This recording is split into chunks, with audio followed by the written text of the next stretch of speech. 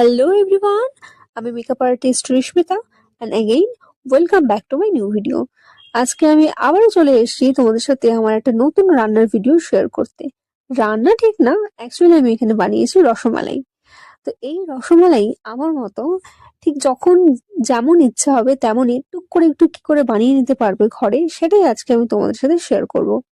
আসলে কিন্তু রসমালাই বানানোর আমার কোনো প্ল্যান ছিল না, কিন্তু যেহেতু পিঠে বানাবো বলে কিছু দুধ রাখা ছিল, সেটা হঠাৎই ফেটে যায়, তো সেই ছানাটার থেকেই আমি খানিকটা পরিমাণ ছানা নিয়ে এই রসমালাইটা আজকে প্রিপেয়ার করবো।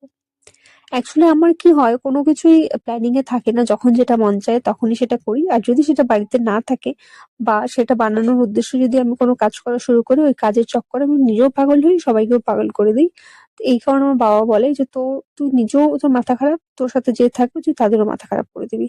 তো এই মাথা খারাপ করেই কিন্তু রসমালাইটা বানানো। তো যাই হোক, হঠাৎ করে প্ল্যান করে বানানো শুরু করছি। তো দেখতেই পেলে এখানে খানিকটা ছানা ছিল, তার থেকে মোটামুটি অর্ধেকটা ছানা আমি নিয়েছি। সেটাকে আলাদা করে নিয়ে মোটামুটি ৩ চামচের মতো ময়দা দিয়ে ভালো করে মেখে নেব। যত সফট করে ভালো করে ছানাটাকে মেখে নেওয়া যাবে, ততই কিন্তু সফট রসমালাইটা তৈরি হবে। আর ময়দা দিলে কি হয়, বাইন্ডিংটা খুব সুন্দর হয়। তো মাখা আমার হয়ে গেছে। এবার দেখো, হাতে আমি একটু একটু করে ঘি নেব।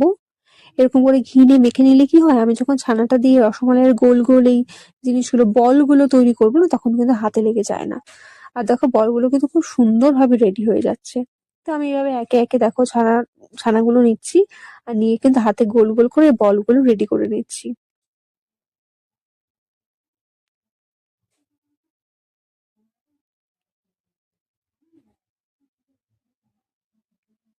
দেখো কি দারুণ লাগছে না বলগুলো যখন রেডি হয়ে যাচ্ছে। তো এইভাবে আমি সমস্তটা ছিল যা যা, সব কটা আমি বল রেডি করে নিলাম। সব বলগুলো থালার মধ্যে আমি এভাবে সাজিয়ে নিয়েছি। এইবার এটাকে রসে দিতে হবে। যে রসটা বানাবো, তার জন্য দেখো একটা ছোট গামলা নিয়ে তার মধ্যে আমি পরিমাণ মতো চিনি দিয়ে দিচ্ছি, যতটা পরিমাণ চিনি দরকার ওই উম বলগুলোর ভিতরে মিষ্টিটা ঢোকার জন্য, সেই পরিমাণ চিনি নিয়ে ভালো করে আমি গুলে দিচ্ছি। আর এটার সাথেই কিন্তু আমি কয়েকটা এলাচ ফাটিয়ে দিয়ে দিচ্ছি। এগুলো সবকিছু যখন সব একসাথে বয়েল হবে, তাহলে কিন্তু রসটাও ঢুকবে আর কিন্তু ফ্লেভারটাও খুব সুন্দর হবে। তো দেখো, একে একে সমস্ত বলগুলো আমি দিয়ে দিচ্ছি, আর বলগুলো কিন্তু রসটা টেনে নিয়ে বেশ এরকম ফুলে উঠেছে। তো চলো, সমস্ত এরকম বলগুলো আমার দেওয়া হয়ে গেছে, এগুলো কিন্তু রস টেনে নিয়েছে।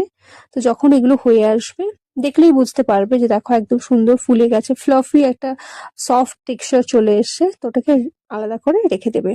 এইবার যেটা বানাবো সেটা হচ্ছে রসমালাইয়ের যে রসটা থাকে, দুধটা মালাইটা যেটা, সেটা বানাবো। তো আমি কিছুটা দুধ নিয়ে ওখানে একটু চিনি দিয়ে ওটাকে আমি ভালো করে নেড়েচেড়ে ক্ষীর বানিয়ে নেবো। কারণ রসমালাই বলে তো, আমার না সত্যি বলতে পাতলা যে দুধটা থাকে আমার ওরকম ভালো লাগে না। আমার একটু ঘনত্ব যদি হয়, ঘনত্ব যদি থাকে দুধটায়, সেটা আমার ভালো লাগে।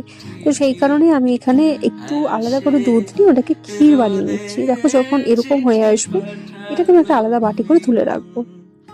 এখানে আমি ওই ২ চামচের মতো চিনি দিচ্ছি। চিনি দিয়ে তার মধ্যে একটু জল দিয়ে চিনিটাকে যেভাবে ক্যারামেলাইজ করে, আমি সেরকম করে নিচ্ছি। এটাতে কি হয়, কালারটা না খুব সুন্দর আসে, একটা লালচে লালচে কালার আসে। আমার খুব ভালো লাগে এরকম কালার দেখতে। তো দেখো, এইভাবে আমি ক্যারামেলাইজ করে নিলাম, ক্যারামেলটা করে নিলাম। এর মধ্যে যতটা দুধ আমার দেওয়ার দরকার ততটা দুধ আমি ভালো করে দিয়ে মিক্স করে নিচ্ছি। তো দুধটা দিয়ে ভালো করে ক্যারামেলটার সাথে মিক্স করে নিব, আর খুব ভালো করে আমি একটু জাল দিয়ে নিব।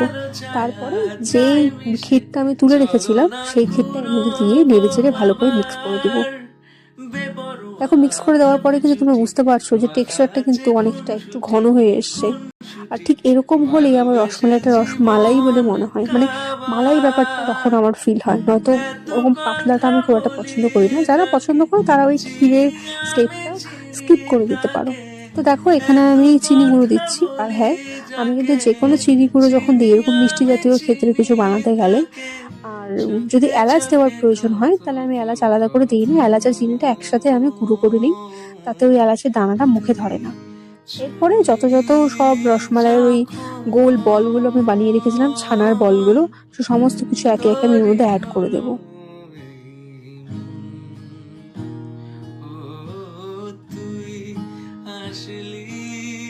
তো সবকিছু ভালো করে অ্যাড করে দেওয়ার পর নেড়ে চেড়ে এটাকে ওই কিছুক্ষণ মানে 5 মিনিটের মতো আমি একটু জাল দিয়ে নিব। তারপরে কিন্তু যখন একটু এরকম টেনে আসবে তার মানে কিন্তু আমাদের এটা হয়ে গেছে। ব্যাস এটাকে এবার আলাদা করে রেখে দাও ঠান্ডা হওয়ার জন্য। ঠান্ডা হয়ে গেলেই একটা বাটিতে সার্ভ করে নাও। ব্যাস এতটুকু করলেই কিন্তু রসমালাই বানানো একদম রেডি। না কোনো তামঝাম, না কোনো এক্সট্রা কিছু, যা আছে তাই দিয়ে কিন্তু ইজিলি বানানো হয়ে যাবে আর খেতে কিন্তু দারুণ হয়। তোমরা হয়তো দেখেই বুঝতে পারছো। তো আমি তো এভাবেই বানাই, আমার এভাবেই পছন্দ বানানো। তো তোমাদের সাথে সেটাই শেয়ার করলাম। তো জানিও এই ভিডিওটা তোমাদের কেমন লাগলো।